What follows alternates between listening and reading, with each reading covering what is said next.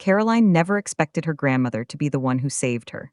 She was 29 years old, sitting in a banquet hall in Charlotte, North Carolina, surrounded by family she had loved her entire life, and watching her own humiliation play out on a screen the size of a wall. Someone had made a slideshow. Not the kind that celebrates a person, the kind that dismantles one. Photos, captions, carefully selected moments from Caroline's life arranged to tell a specific story, that she was the family's greatest disappointment, the one who had stumbled while everyone else soared. The room was laughing. Not all of it, but enough. Caroline sat completely still and absorbed every second of it because she had learned, growing up in this family, that stillness was the only armor available to her. What she didn't see, what nobody in that room saw coming, was her grandmother Iris, 78 years old, sitting 3 tables away, slowly setting down her glass, standing up, and beginning to speak in the particular voice of a woman who has been quiet long enough and has decided with complete finality that tonight is the night the truth gets told. What Iris said in that banquet hall, and what it forced the rest of that family to admit, would change everything. For all of them. Forever. Someone put her failures on a giant screen and invited her family to laugh. And a 78-year-old grandmother stood up and changed everything. If you have ever been the one in your family who never quite fit the mold they built, subscribe right now. Because what Iris said in that room, you need to hear every single word of it. My name is Caroline. I was 29 years old, living in Charlotte, North Carolina, and if you lined up my family at a dinner table and asked a stranger to pick the odd one out, they would have pointed to me without hesitation. Not because I was difficult or damaged or dramatic, but because in a family that spoke one very specific language, titles, salaries, measurable institutional achievements, I had spent my entire life speaking something else entirely.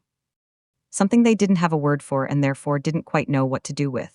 I was the writer, the creative, the one whose victories arrived in forms that didn't translate cleanly into the currency my family had always used to measure a life worth celebrating. My older brother Dominic had made partner at a corporate law firm at 31. My younger sister Piper was finishing her medical residency. Brilliant, focused, the kind of person who made extraordinary achievement look effortless from the outside. And then there was me, the middle child, the one positioned between two people whose lives read like highlight reels, trying to explain to relatives at holiday dinners that freelance writing was a real career, and that building a readership took time, and that the work I was doing genuinely mattered, even when it didn't come with a salary figure impressive enough to end the conversation. I had that explanation memorized. I had delivered it so many times it had started to feel less like a defense and more like a reflex. My parents were not unkind people.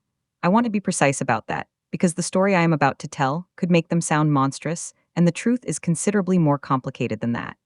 Richard was an engineer, methodical, precise, deeply loving in the way of people who express care through provision and problem solving rather than words.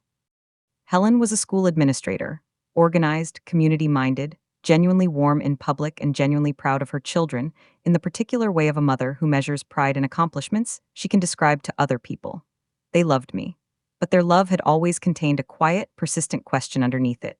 A question that was asked, in 100 small ways across 30 years, when are you going to become something we know how to explain? And then there was Iris. My paternal grandmother, 78 years old, silver-haired, with the kind of sharp, warm intelligence that age only improves. Iris had been a teacher for 35 years, had raised 4 children, had buried a husband she adored, and had arrived at her late 70s with the particular fearlessness of a woman who has already survived everything worth surviving and no longer has any patience for dishonesty or pretense. She was the one person in my family who had always spoken to me like my choices made complete sense, who asked about my writing with genuine curiosity rather than polite tolerance, who said my name at family dinners with a warmth that landed differently than everyone else's. Iris saw me, the actual me, not the version that didn't measure up. Here is what my family didn't see, or chose not to see.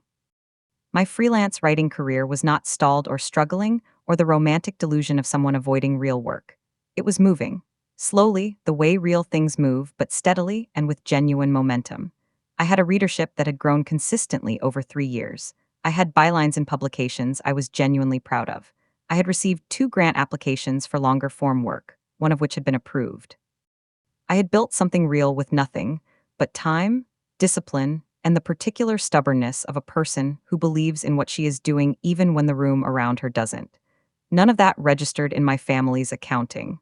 because none of it had a salary line they could point to at dinner. The invitation arrived by group text in early October, my Aunt Patricia announcing the annual family reunion dinner. This year elevated to a rented banquet hall in Charlotte, larger than previous years, extended family flying in from Atlanta, from Raleigh, from two branches of the family. I saw rarely enough that their presence always carried its own particular social complexity. The text was enthusiastic and warmly worded. I read it twice and felt the familiar mixture of genuine affection for the people I loved in that family and genuine wariness about the dynamics that came assembled with them. I typed back a confirmation.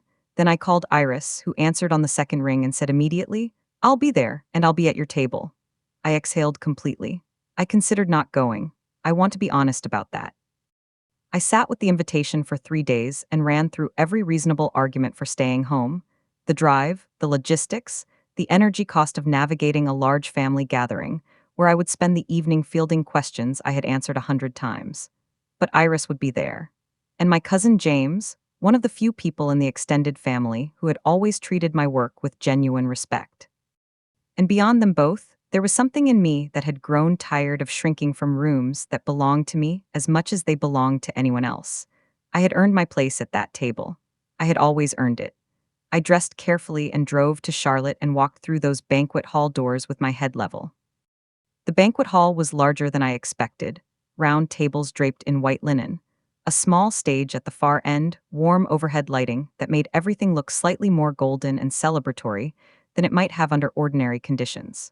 The family arrived in clusters, cousins I recognized immediately, and cousins I had to locate in my memory before matching the adult faces standing in front of me. There was the particular noise of a large family gathering, overlapping conversations, children moving between tables, laughter arriving from three directions simultaneously. I found my table, found Iris already seated with a glass of water and an expression of calm alertness, and sat beside her with the specific relief of someone who has located their one safe coordinate in a complicated room. The first hour was genuinely warm. I had forgotten, the way you forget between gatherings, that large family events contain real joy alongside everything else.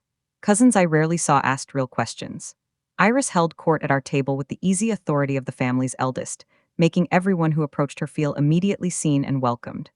I ate well, laughed genuinely at something James said about his recent move to Raleigh, and felt the wariness I had carried into the building begin to loosen incrementally. Helen smiled at me from across the room in a way that felt real. Richard gave my shoulder a brief squeeze when he passed.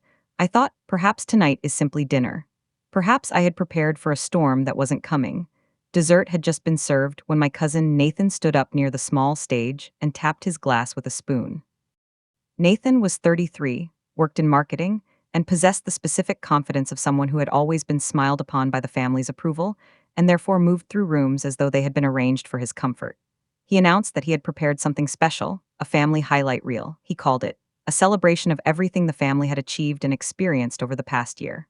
Appreciative murmurs moved through the tables. Someone near the back applauded. The lights dimmed on cue.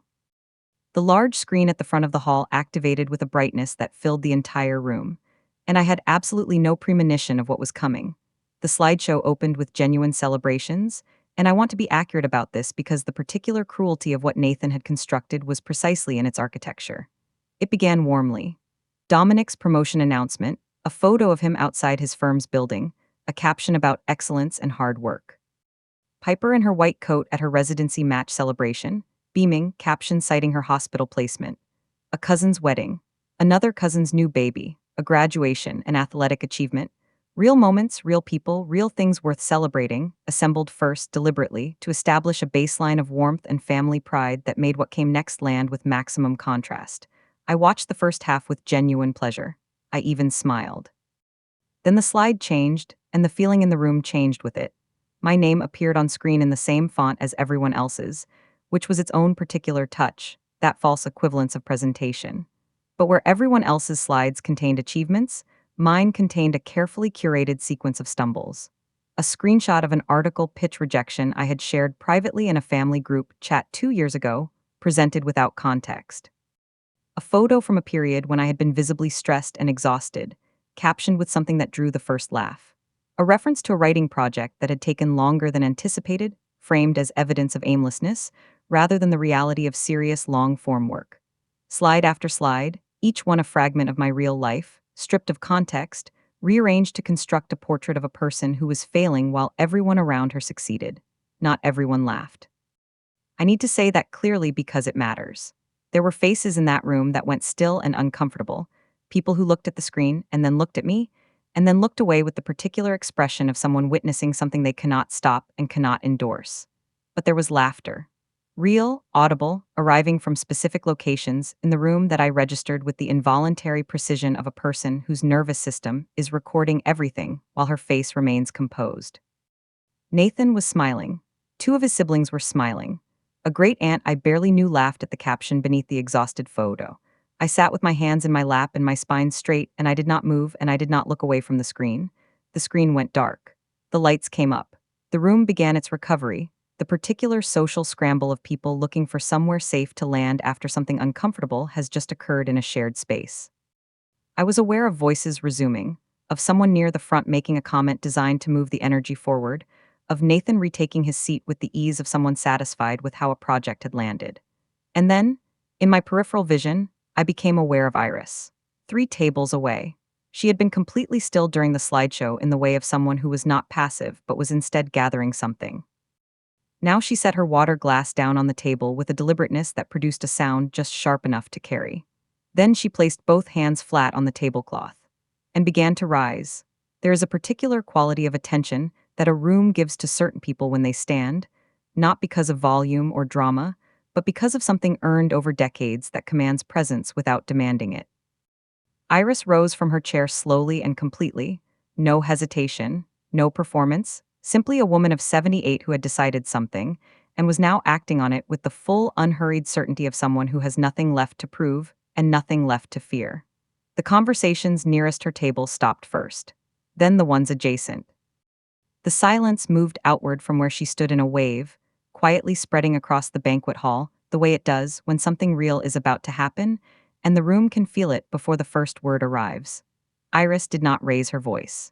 She never needed to, the room had already given her its complete attention before she spoke a single word. When she began, her voice was the same voice I had heard my entire life at kitchen tables and holiday dinners and quiet Tuesday afternoon phone calls, warm and clear, and carrying the particular authority of someone who has always said exactly what she meant and has therefore never needed to say it loudly. She said she wanted to speak about what the room had just watched. Not around it, not past it, about it. She said the word directly, slideshow, without softening or euphemism. And in naming it plainly, she made it impossible for anyone present to pretend they were not all sitting together, inside the same specific moment. Iris described what the slideshow had done with the precision of someone who had watched it in its entirety and understood its construction completely. She said it had taken a person's real life, real struggles, real moments, real human experiences that belonged to someone she loved, and arranged them without context or compassion to produce entertainment at that person's expense. She said the word cruelty once, not loudly, simply accurately. She said that a family gathering was supposed to be a space where people were safe, and that what Nathan had built and presented in this room tonight was the precise opposite of safety. She said all of this without looking at Nathan yet. She was addressing the room, all of it, holding every person present accountable for the shared experience of what they had just participated in. Then Iris turned. The room held its breath collectively, the particular suspended quality of people watching something move toward its central moment. She looked at Nathan directly and said his name once, not as an accusation but as a simple, clear address, the way you say someone's name when you need them to understand that what follows is specifically for them, and there is no available exit from it. Nathan's expression had already shifted, the comfortable marketing confidence he had carried all evening visibly receding, replaced by something younger and considerably less certain. Iris told him she had watched him build himself in this family's eyes for 30 years. She said she had watched who helped him do it. She said she had been paying close attention, and then she told him exactly what she knew. Iris knew about the failed business venture Nathan had launched 4 years ago, the one that had cost $40,000 and collapsed within 18 months, quietly absorbed by his parents without a single slide, a single caption, a single family gathering moment of public acknowledgement. She knew about the job he had lost 2 years before his current position, described to the family as a voluntary transition, covered smoothly, the reality known only to those closest to him. She knew about the loan from Iris's own son, Nathan's father, that remained outstanding and undiscussed. She cited each fact quietly, specifically, and without embellishment, not to humiliate Nathan the way he had humiliated me, but to show the room, clearly and undeniably, the precise shape of the double standard it had been living inside. Then Iris stepped back from Nathan and addressed the full room again. She spoke about the pattern she had observed across years, the way certain people's struggles in this family were treated as private matters, absorbed quietly, protected by collective silence and family resources, and the way other people's struggles were treated as public information, referenced at gatherings, used as the punchline of comparisons designed to make someone feel small. She said Caroline's name clearly and without qualifier, not poor Caroline or our Caroline, but simply Caroline, the way you say a name when you want to restore its full weight to a room that has been using it carelessly. She said that what this family had done to Caroline across years was not harmless, and was not accidental, and was not going to continue unremarked in her presence. The admission came slowly, pulled from Nathan not by aggression, but by the sheer specific weight of what Iris had placed in the room. He began with deflection. The slideshow had been meant affectionately. He hadn't intended, and Iris simply waited, expression unchanged, until the deflection ran out of air. Then he said it. Not fully formed, not graceful, not the clean, accountable apology the moment deserved, but real. He said he had known, while building the slides, that it was wrong. He said he had done it anyway. He said he was sorry in the particular voice of someone who has just heard their own behavior, described accurately by someone they cannot dismiss, and has discovered that there is no comfortable place left to stand. The room received it in complete silence. The silence that followed Nathan's admission lasted longer than silences usually do in crowded rooms, because crowded rooms are normally very efficient at filling silence, at rushing toward the next moment before the current one has been fully absorbed. This room did not rush. It sat with what had just happened, Iris's words, Nathan's admission, the specific discomfort of 40 people who had just been asked, collectively and individually, to account for what they had participated in. Some people looked at their dessert plates. Some looked at their hands. Some looked at me, briefly, carefully, with expressions that contained varying measures of guilt and recognition, and the particular discomfort of people seeing something they had known was true and had chosen, until now, not to name. My brother spoke approximately 3 minutes after Iris sat down. Dominic, corporate attorney, family golden standard, the benchmark against whom my choices had been implicitly measured for as long as I could remember, pushed back his chair and stood up with the careful deliberateness of someone who has made a decision and is committed to seeing it through before he loses the nerve. He said he wanted to add something. He said Iris was right, not just about Nathan, not just about tonight, but about the pattern she had described. He said he had benefited from that pattern, that his achievements had always been amplified while mine had been minimized, and that he had allowed that to happen without objection, because it was comfortable and convenient and he was ashamed of that. The room went completely still. My mother did not stand. She did not speak. But I watched her face from across the room, and what I saw there was more honest than anything Helen had shown me in years. The careful social composure she maintained at every family event, the practiced warmth of a woman who managed impressions the way some people manage finances, with constant vigilance and precise allocation, was visibly, publicly failing her. She looked at Dominic while he spoke. Then she looked at me. Her expression contained something I did not have an immediate word for, not guilt exactly, not grief exactly, but the specific look of a person who has just heard an accurate description of their own behavior, delivered in a room full of witnesses, and cannot find the available exit from its truth. Nathan made one more attempt. After Dominic sat down and the room had absorbed that additional weight, Nathan spoke again, his voice recovered slightly, the marketing instinct reasserting itself, reaching for a reframe. He said the slideshow had come from a place of affection, that the family had always teased each other, that Caroline knew he didn't mean anything serious by it. 3 sentences, designed to redistribute the moment into something lighter and more manageable. The room did not follow him. Not a single face shifted toward accommodation. The silence that met his reframe was the specific silence of a group that has collectively decided something and is no longer available for renegotiation. Nathan looked around the room once. Then he looked at his plate, and did not speak again for the rest of the evening. Over the following hour, something gradual and significant happened. People who had sat through the slideshow in uncomfortable silence began finding their way to me, not in a group, not dramatically, but individually, the way people approach someone after a public moment when they want to say something privately that they couldn't say publicly in time. My cousin Adriana, who had laughed at the second slide, came and sat beside me and said simply, "I'm sorry I laughed. I knew it was wrong and I laughed anyway and I'm sorry."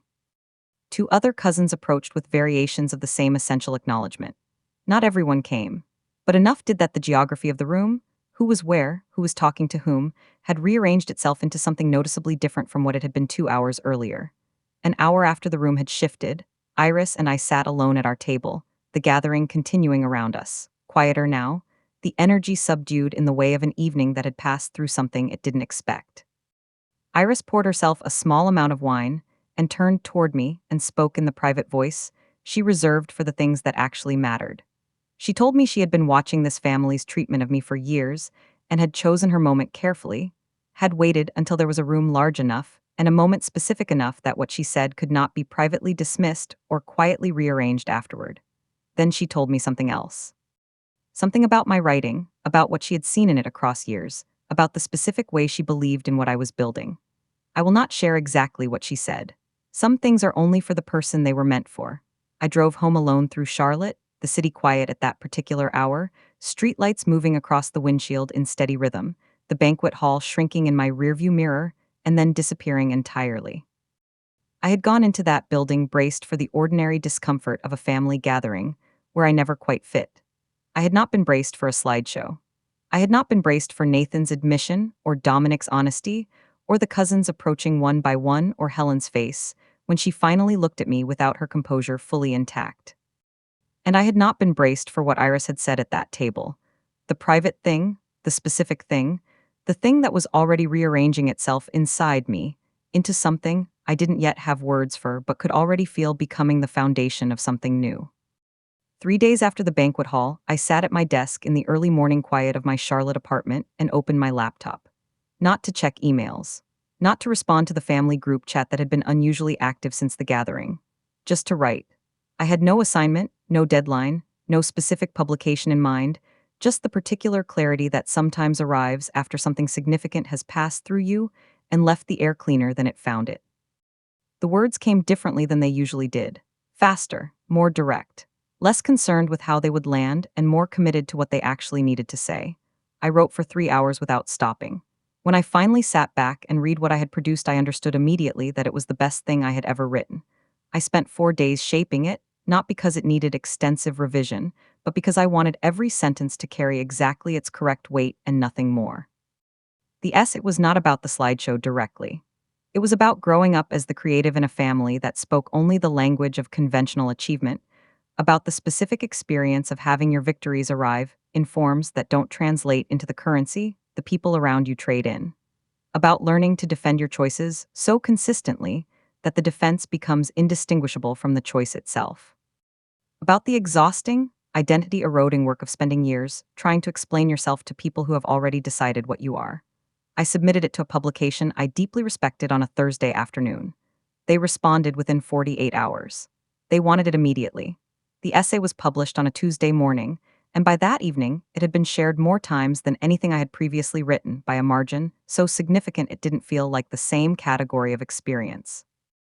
Writers shared it, teachers shared it, people who had grown up as the family outlier, the artist, the musician, the one whose path curved away from the expected trajectory, shared it with captions that said things like, "This is my entire childhood in one essay," and someone finally said it exactly right. A literary organization I had long admired posted it to their platform. 2 editors reached out about longer projects. The readership I had been building slowly and steadily for 3 years tripled in 1 week. Everything I had told my family I was building, quietly, without their belief, was suddenly, publicly, undeniably visible. Richard called first on a Wednesday morning, catching me between emails, his voice carrying the careful quality of a man who has prepared what he wants to say and is committed to delivering it accurately. He told me he had read the essay. Said he recognized himself in it, and that recognition had not been comfortable. He said he was proud of me, and then he paused and said he understood, having read my words, that saying it now required him to also acknowledge why he hadn't said it clearly enough before. It was the most honest conversation my father and I had ever had. Helen called 2 days later, her approach softer, more circuitous, arriving at the same essential acknowledgement through a longer path, but arriving there genuinely. I received both calls with open hands. I met my parents for dinner 3 weeks after the gathering, just the three of us, a quiet restaurant, no performance required from anyone. I told them what I needed going forward, not as an ultimatum, but as honest information about who I had become and what I was no longer willing to absorb. I told them I needed them to engage with my work as the real and serious thing it was, not with performed enthusiasm, but with genuine curiosity. I told them the comparisons needed to stop, not just the public ones, not just the Nathan variety, but the quiet ambient ones that had run beneath every family conversation for years. They listened. They agreed. Not perfectly, people rarely change perfectly, but honestly enough to build something different from. Iris called on a Tuesday morning 3 weeks after the essay was published. I was at my desk with coffee, the Charlotte morning coming through the window in its particular golden way. She had read the essay 3 times, she said. She told me her favorite line, read it back to me over the phone in her clear, steady voice, unhurried, giving each word its full weight. Then she said, I always knew you would find the words eventually. I just needed to make sure you had enough room to find them. I sat with that for a long moment. The banquet hall, the screen, the slideshow, Nathan's face, Dominic standing up, the drive home through quiet Charlotte streets, all of it suddenly visible as the room Iris had been quietly, deliberately, lovingly clearing for years. So here is what I want to leave with you from Caroline, directly and without decoration. There will be rooms in your life that try to define you by your lowest moments. Rooms that arrange your stumbles into a story and present that story as the full truth of who you are. Those rooms are lying. The full truth of who you are includes everything the slideshow left out: the discipline, the belief, the years of quiet work done without applause or acknowledgement or anyone in the building who understood what you were building. Find your Iris. Find the one person in every room who sees the complete version of you and is not afraid to say so out loud. And when they stand up, stand with them. Because that is where your real life begins.